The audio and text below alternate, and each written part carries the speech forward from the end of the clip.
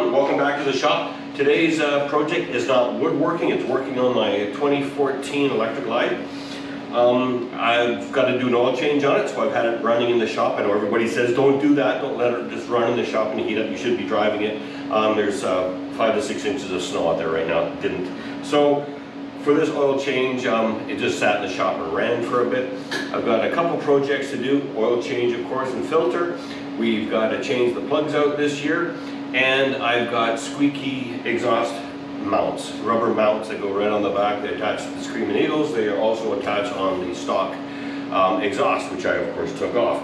Now, so we're going to get going with that here right away. So if you like this sort of stuff, I'll talk our way through it and tell you all the tools we need and anything else. Oh, my heater finally shut off. And anything else I can think of to talk about. So stay tuned. So before we get going and get the bike up on my lift, I've just got this handy dandy little hydraulic lift and get the bike up off the ground. The bad thing about it is there's too many cross members in this thing, and I end up having to do some funky stuff to get the oil out. I normally always get oil on the floor. I've got lots of floor dry, not an issue. Let's talk about shop safety first. Always read and understand all the instructions that come with all your equipment, and remember the most important thing, as Norm Abrams says, always, always, always wear your safety glasses, because if you've got a motorcycle up on a lift and a 900+ pound bike falls on your head, safety first, have your glasses on. Let's get this thing in the air. Let me get my straps on here.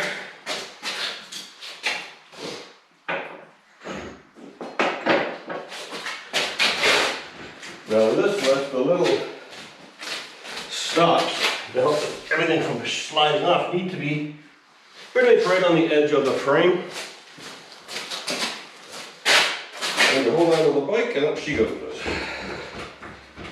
So we come over, rest on the other side. Like I said, it is a heavy bike. Take it all the way up.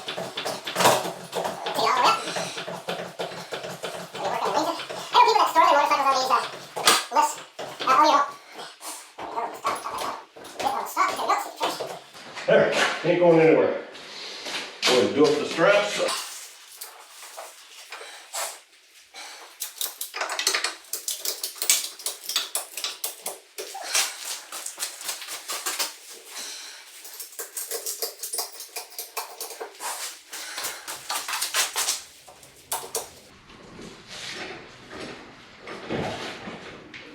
There we go, good and safe. There we go. So what I'm going to show you now, there's the oil plug right there.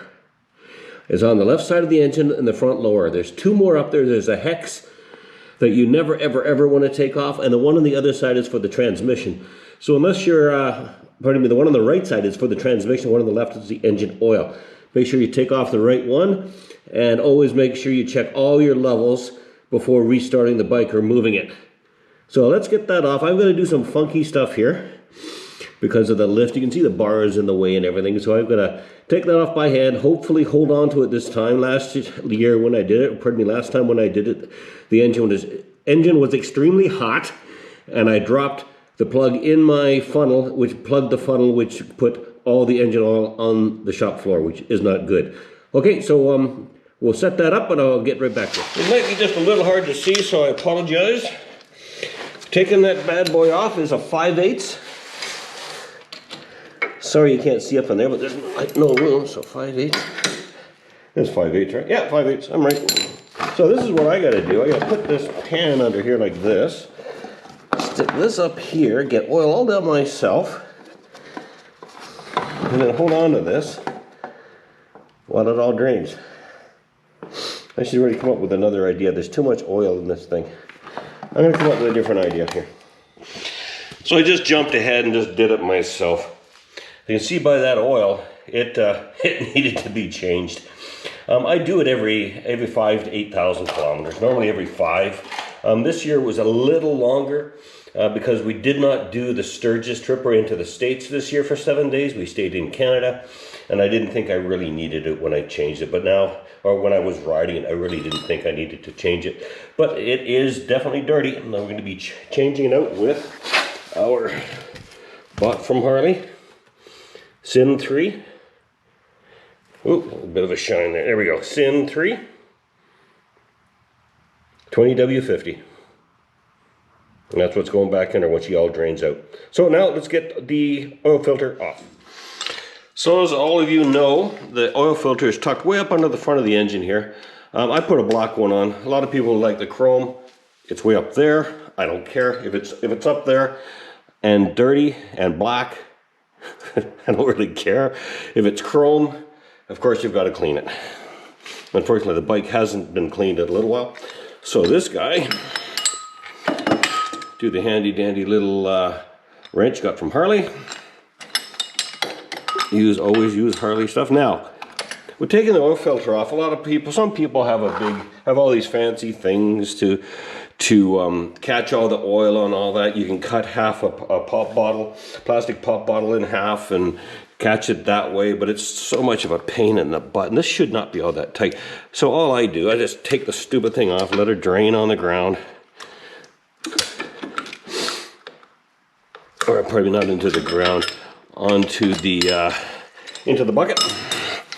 Hand in there. It's not very tight. Doesn't have to be tight. If you're cranking on it, there's something wrong. So we'll just let that drain out in there. Dispose of this responsibly. Now, of course, what goes back in there, let me open up this again, is the premium black oil filter. And there she is there. And of course, as everybody knows, everybody's watching this right now, knows you have to just ever so lightly put a little bit of oil on there. We'll just wipe out what we can in there. We're supposed to get some warm days here coming up, I hope. And if we do, then I'll get the bike out of the garage, pardon me, and I'll get my pressure washer out. We'll get rid of all the oil. And there she goes back on. Once again, you don't never crank this thing down. You crank it down and you'll getting it off is always such a pain in the butt. Nothing more than on snug and a quarter turn.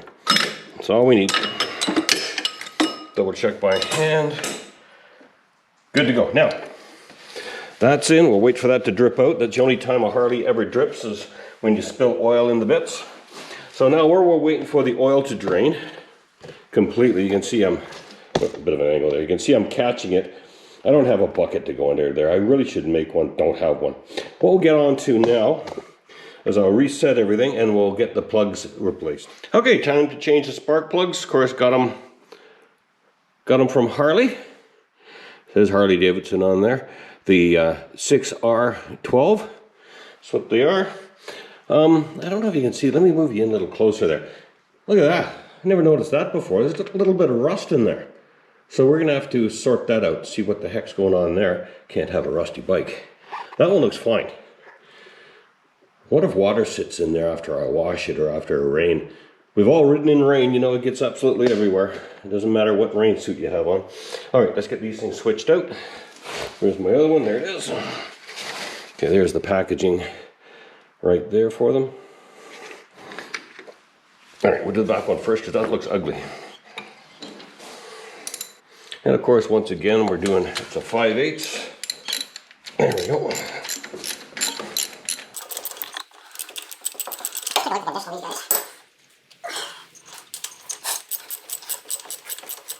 I'm certainly no expert when it comes to diagnosing spark plug wear. I do try and change these things out every year. Probably don't have to, but I do.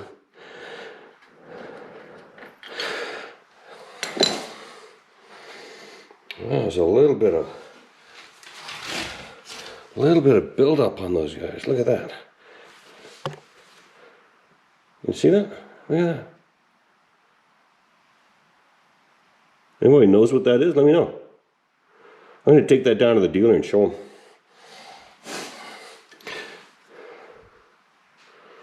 There we go, that's the difference. Like this year we didn't get into any extreme temperatures or anything. Years gone by down in the States, we've coming out of Devil's Tower once. I stopped the boys, and as they're heading back to Aladdin for hydration, stopped the bike, and it was 101 degrees. Fahrenheit, obviously. Yeah, it was 101 degrees. And we were amazed. How does an air-cooled bike remain cold enough to run? Is just crazy. I don't know. I don't understand how they do it. How they actually run like that, but they do. I guess they're made to. All right, that's the front. Let's get the front one done. Let's change that direction. And we'll take a look at the condition of that. Okay, I loosened this one. Just so you know, I cheated a bit. I did loosen them.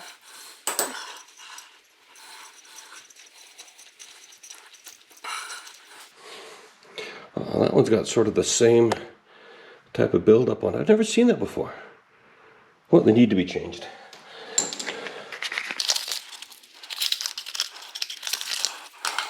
There we go. That's what this should look like. Let's get her back in. Then after we're done this, we'll put the oil back in her.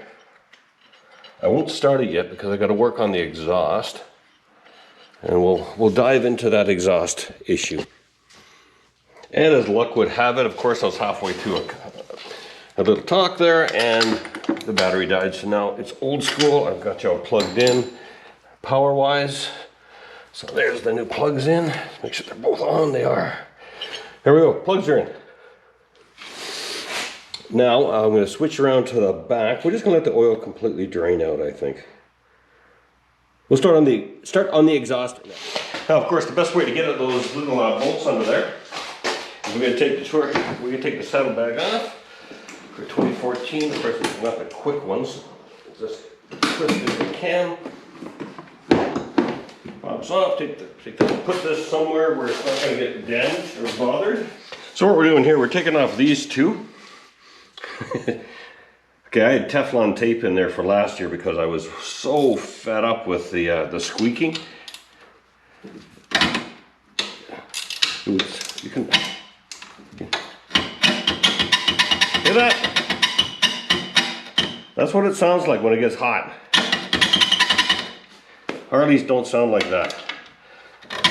I'm going to change out both sides. I'm only going to show you one because if you've seen one, you've seen the other.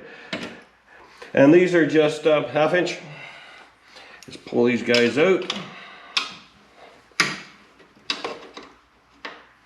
Probably could have used my ratchet, but oh well. There we go. And this bar just slides out. Put it down somewhere. It's not going to get injured. And this guy just pops out.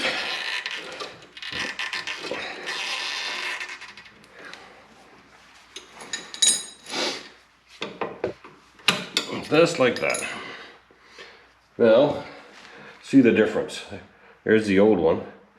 She looks a little worn. And there's the new one. So there's this tang here, and that goes to the front.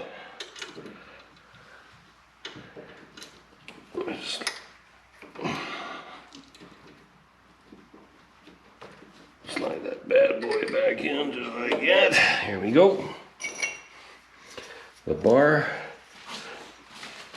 Give that a little bit of a clean up. It just slides right through there. Oh, that's nice and tight. Perfect.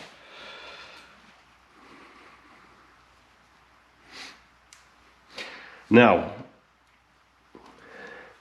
underneath these brackets here are little blocks, and they do move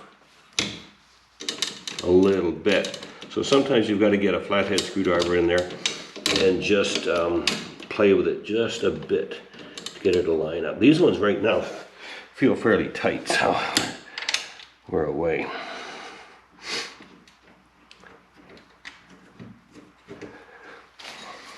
There we are.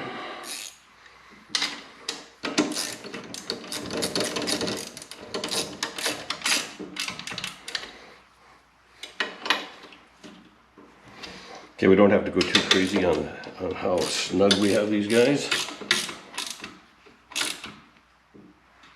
It's fairly snug.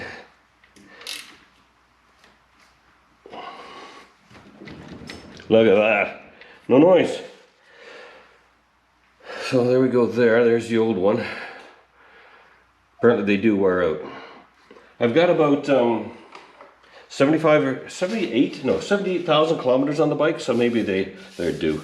I do need to take it apart and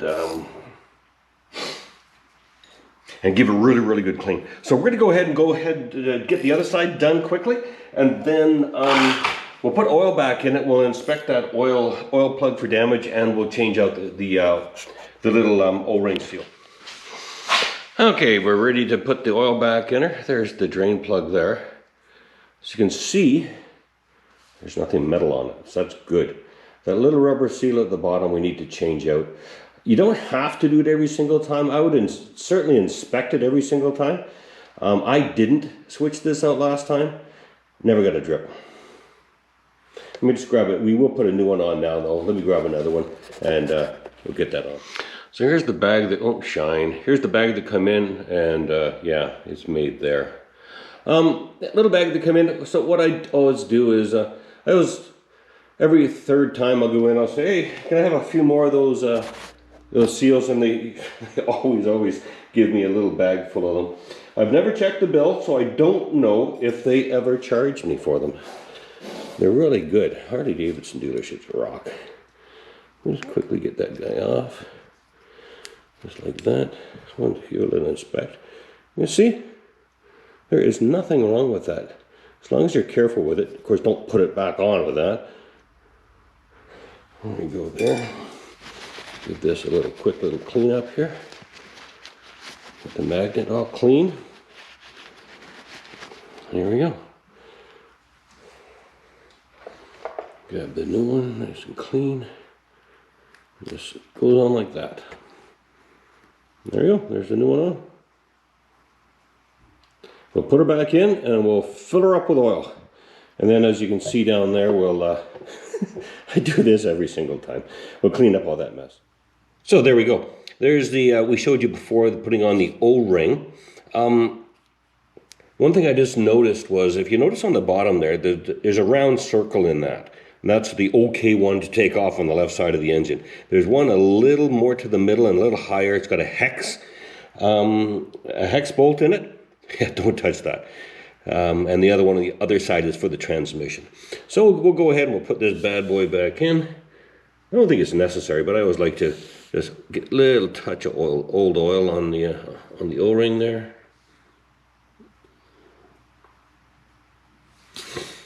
We'll do over here, if you'll stay. I'm not sure if you will. I just got the GoPro sitting on the ground.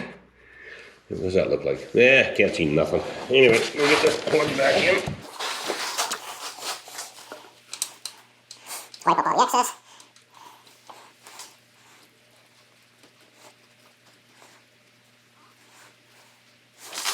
And of course you don't have to come aboard this thing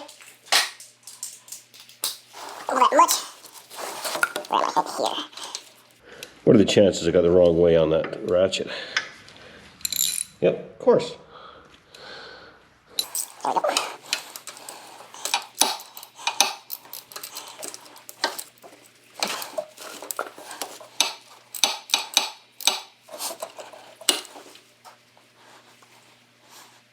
Here we go, seated by hand. Come on, get over there. Let me talk to you quick. There we go.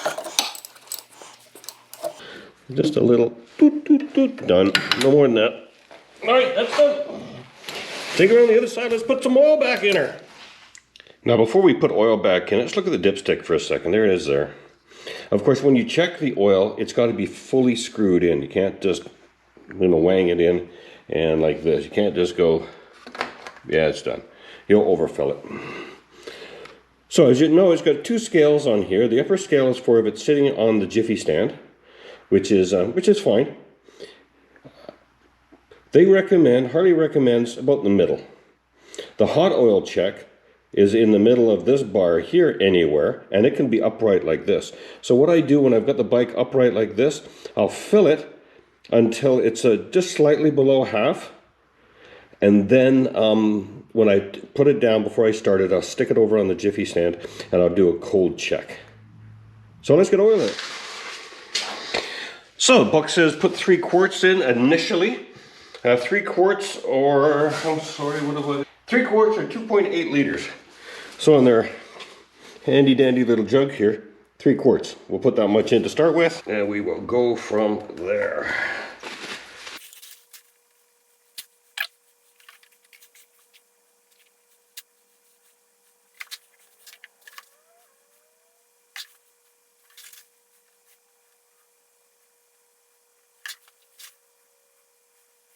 Okay, and there we go, 3 quarts in. Now what we're gonna do, I'm gonna put you on pause for a little bit here and do some cleanup.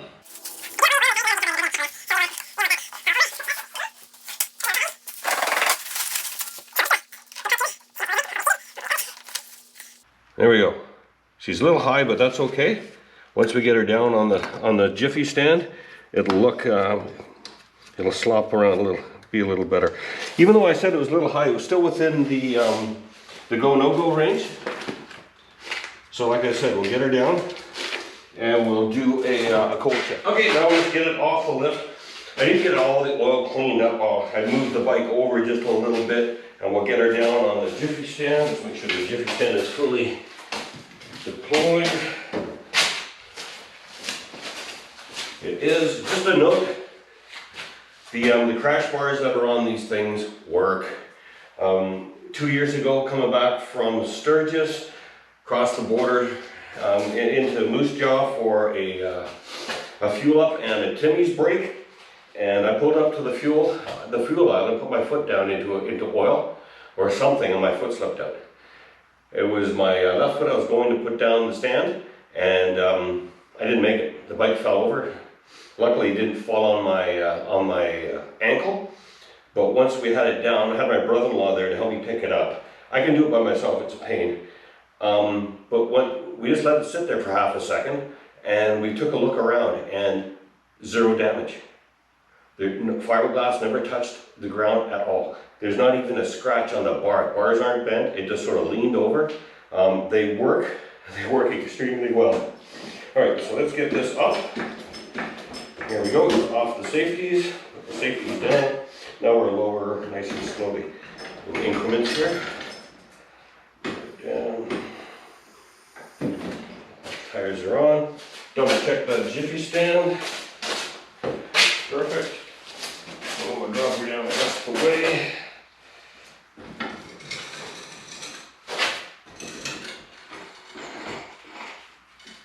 All right, fully down. I'll bring you back over, I'll take the jack away, I'll bring you back on this side, and then we'll check the oil, and then we'll start her up. All right. Here we go. All right, I just put some paper towel around here to keep the drips down. Let's give it a shot, see where we're at. Can you see that? It's very, very hard to see. It's about here. Now, keep in mind, oil filter's not filled yet. So we'll start it. It'll sound really weird until the oil pressure builds up. And then she'll run fine. We'll let her run for a couple minutes. We'll shut her down, check again. It might be hard to see. Let's start her up. You'll see the oil light there. It's in neutral. I'll start with the clutch in, I do.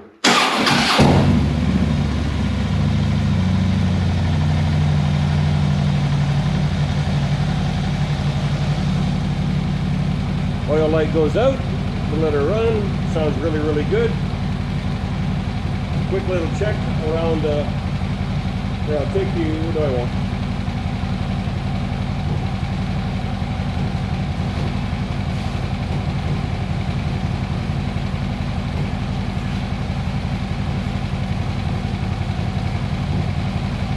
Very good, no oil leaks, no warning lights. We'll shut her down, let her sit for a minute. Check the oil again. All right, we're back. In a minute or so. Got a little bit of oil over here. I'll get that in there. Okay, let's pull the dipstick out. Let's have a check. First time, we'll wipe it off. There we go, nice and clean. We'll get her back in. It is on the Jiffy stand. We're just doing a cold check, because she is cold. All right, there we go. Hard to see, but that's right in the middle. Look at that. Nice, that's where she'll stay. As long as it's on that, that gauge, you don't have to worry about it. It doesn't have to be right chakra block. If you're one of them guys that likes it right at the very top, do it. Do whatever you want. It's not absolutely required. As long as it's got oil in it. You got a new filter. She's good. Now, transmission and the primary, I only do those every other year. This isn't the year to do them, or I'd show you how to do that.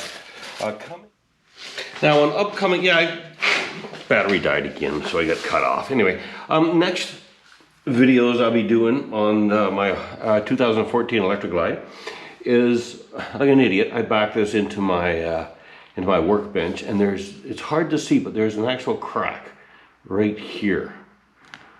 So talking to the Harley guys, said, how hard is that? They said, look, you can see a little mark right there. They said, it's not hard at all. You just take the inner liner out and it unbolts. We turn the lights on, see if we can see a little better.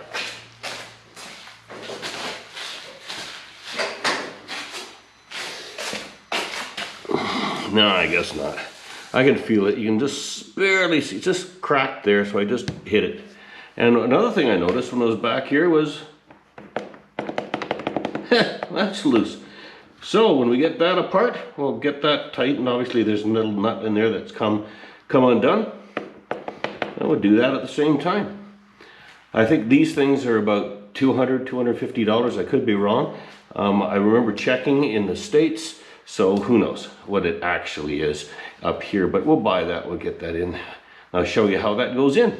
So folks, there we go. Thanks for watching along. These little tiny jobs anybody can do. I'm certainly not a mechanic. I have been wrenching on things for a little while. But just little tiny jobs like I just showed you just now, anybody can really do them. I will not do anything life critical, brakes. I'll change brake pads. I've done that on this bike already, no issues. I will not screw with anything else. I will not do wheel bearings. I will not do my belt myself, even though I'm sure it's easy. I'll leave that for the absolute experts.